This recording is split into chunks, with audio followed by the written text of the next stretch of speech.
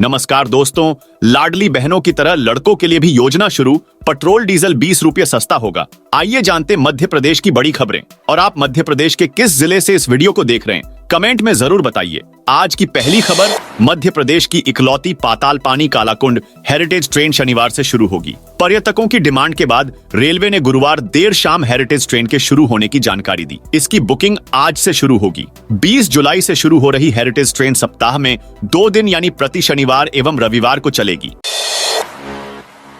केंद्रीय जांच agency CBI को अब मध्य प्रदेश में किसी भी मामले की जांच करने से पहले प्रदेश सरकार से लिखित में परमिशन लेनी होगी। मध्य प्रदेश की मोहन यादव सरकार ने इस संबंध में आदेश जारी किया है। मध्य प्रदेश के गृह विभाग की ओर से जो अधिसूचना जारी की गई है, उसके मुताबिक 1 जुलाई से ही ये व्यवस्था लागू रहेगी। देश के 4 राज्यों के 49 जिले मिलाकर भील प्रदेश बनाने की मांग जोर पकड़ने लगी है। इस मांग को लेकर गुरुवार को बासमवाड़ा के मानगढ़ धाम में आयोजित महारैली में राजस्थान, मध्य प्रदेश, गुजरात और महाराष्ट्र से हजारों की संख्या में आदिवासी समाज के लोग राजस्थान के बांसवाड़ा स्थित मानगढ़ धाम पहुंचे। आदिवासी समाज ने राजस्थान, महाराष्ट्र, गुजरात एवं मध्य प्रदेश के 49 जिलों को मिलाकर नया राज्य भील प्रदेश बनाने की मांग की है। इसमें राजस्थान के पुराने 33 जिलों में से 12 जिलों को शामिल करने की मांग है।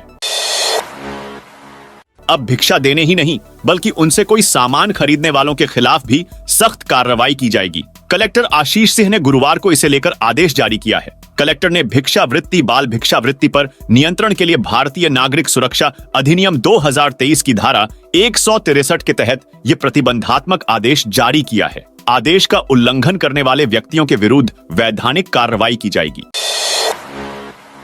मोहन मंत्रिमंडल की अहम बैठक मंत्रालय में गुरुवार को हुई, जिसमें कई अहम फैसले लिए गए। इस बैठक में किसानों को 0% ब्याज पर लोन देने का निर्णय लिया गया। वहीं बैकलॉग पदों पर होने वाली भर्ती का भी फैसला लिया गया। मंत्रिमंडल समूह ने किसानों के लिए बड़ा फैसला किया है। अब तक किसानों को 6 माह के लिए 0% ब्याज पर लोन देने का फैसला था, जिसमें 1 माह का इजाफा कर दिया गया है। अब किसानों को 7 माह के लिए 0% ब्याज पर लोन दिया जा सकेगा। प्रदेश भर में काम करने वाली सुरक्षा एजेंसियों को अब नए नियमों के तहत सरकार से लाइसेंस लेना अनिवार्य होगा। सुरक्षा एजेंसियां दागी कर्मचारियों को नहीं रख सकेंगी, वहीं इनका लेखा जोखा सरकार रखेगी। केंद्र सरकार की मदद से मध्य प्रदेश राज्य पीडीएस की पात्रता रखने वाले हितग्राहियों के स्मार्ट कार्ड बनाएगा, जिसका इस्तेमाल देश भर में कहीं भी किया जा सकेगा। मुख्यमंत्री डॉक्टर मोहन यादव ने गुरुवार को राजस्व महाअभियान 2.0 और पटवारी आई डायरी का डिजिटल शुभारंभ कर दिया। इस राजस्व अभियान में नामांकन, बंटवारा, सीमांकन, अभिलेख दुरुस्ती, नक्शे पर खसरे की बटान को उठाना, स्वामित्व योजना सैचुरेशन, समग्र के आधार से ई-केवाईसी के लंबित प्रकरणों का निराकरण किया जाएगा। 18 जुलाई से शुरू होकर यह अभियान 31 अगस्त तक जारी रहेगा।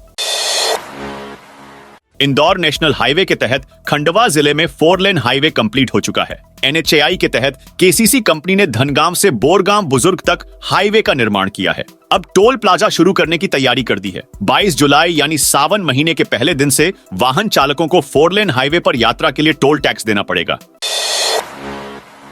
अब ट्रेन में भी महिला यात्रियों को पीरियड्स के दौरान सैनिटरी पैड्स मिल सकेंगे। पश्चिम मध्य रेल जोन का भोपाल मंडल यह पहल करने जा रहा है। इसमें ट्रेन के कोच के भीतर ही सैनिटरी पैड्स उपलब्ध करवाए जाएंगे। सीनियर डीसीएम सौरभ कटारिया का कहना है कि कोच में कॉम्पैक्ट मशीन लगाई जाएंगी। पहले चरण में पायलट प्रोजेक्ट के तहत रेवांचल जैसी प्रीमियम ट्रेन में यह मशीन लगाई जाएंगी।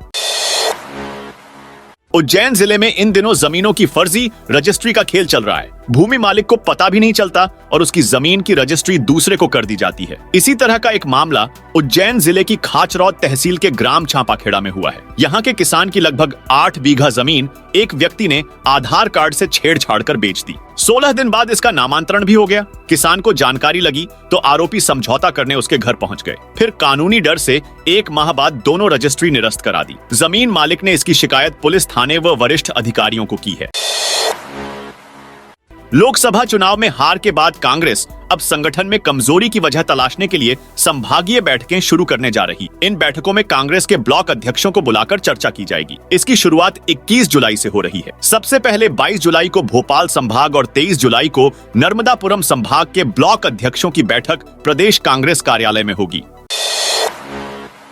आने वाले दिनों में पेट्रोल डीजल की कीमतों में गिरावट देखने को मिल सकती है। सरकार पेट्रोल डीजल को जीएसटी के दायरे में लाने पर विचार कर रही है। अगर ऐसा होता है तो पेट्रोल और डीजल की कीमत में 20 रुपए लीटर तक की कमी देखने को मिल सकती है। यानी दिल्ली के हिसाब से इनकी कीमत 75 रुपए लीटर पर आ जाएगी। 23 जुलाई को आने वाले बजट में यह घोषणा हो सकती है।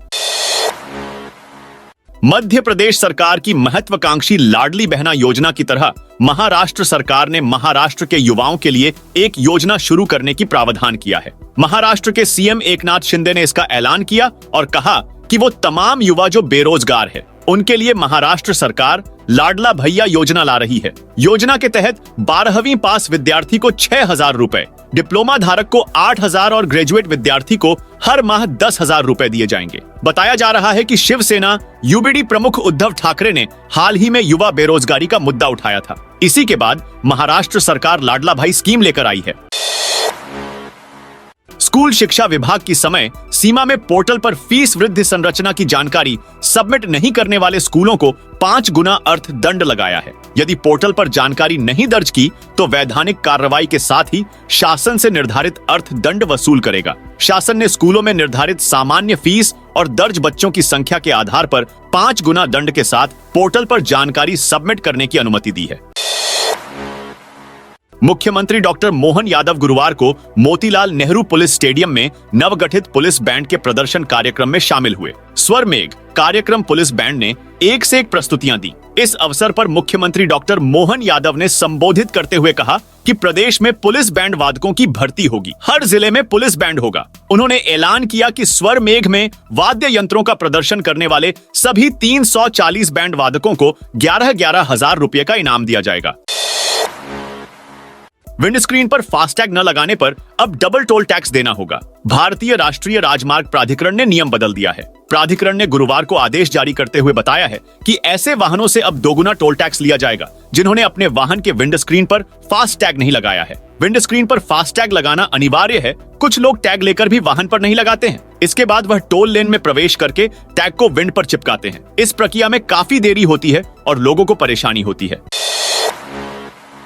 मध्य प्रदेश में अब तक औसतन 11.1 इंच बारिश हो गई है, जो मानसूनी कोटे की कुल बारिश का 30% है। फिलहाल मानसून ट्रफ, साइक्लोनिक सर्कुलेशन और पश्चिमी विक्षोभ के एक्टिव होने से आंधी बारिश का स्ट्रॉन्ग सिस्टम बना है। इस वजह से एमपी में अगले 4 दिन तक भारी बारिश का दौर चलेगा। शुक्रवार को राजगढ़, रायसेन, हरदा, बैतूल और बालाघाट में तेज बारिश हो सकती है। खंडवा के मूंदी में जिन लोगों ने टैक्स जमा नहीं किया उनके घर के बाहर गोले बनाकर लिखा। बाकी इस कार्रवाई को नगर परिषद ने अनूठा अभियान बताया है। वहीं कांग्रेस नेता का कहना है कि यह लोगों को लज्जित करने जैसा है, ऐसा नहीं होना चाहिए। जबकि नगर परिषद सीएमओ का कहना है कि टैक्स वसूली में सफलता मिलेगी। बुरहानपुर जिले में डॉग में पार्वो नामक वायरस फैला हुआ है। यह आमजन को किसी प्रकार से नुकसान नहीं पहुंचा पाता, लेकिन वन्य प्राणियों की जान खतरे में है। खासकर तेंदुए इसका शिकार हो रहे हैं, क्योंकि पिछले दिनों एक तेंदुआ कुत्ते को खाने के बाद ही बीमार हुआ है।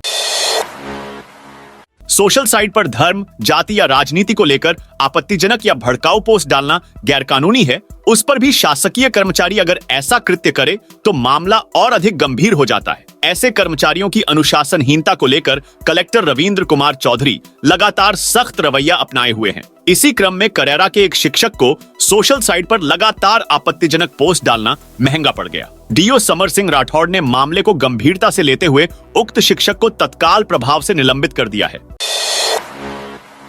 मध्य प्रदेश के इंदौर में गुरुवार को 14 लोगों ने सनातन धर्म अपना लिया। इनके साथ ही 4 लोगों ने घर वापसी की। सभी 18 लोगों का खजराना स्थित गणेश मंदिर परिसर में शुद्धिकरण के लिए पूजन हुआ। घर वापसी के बाद सभी को नए नाम दिए गए।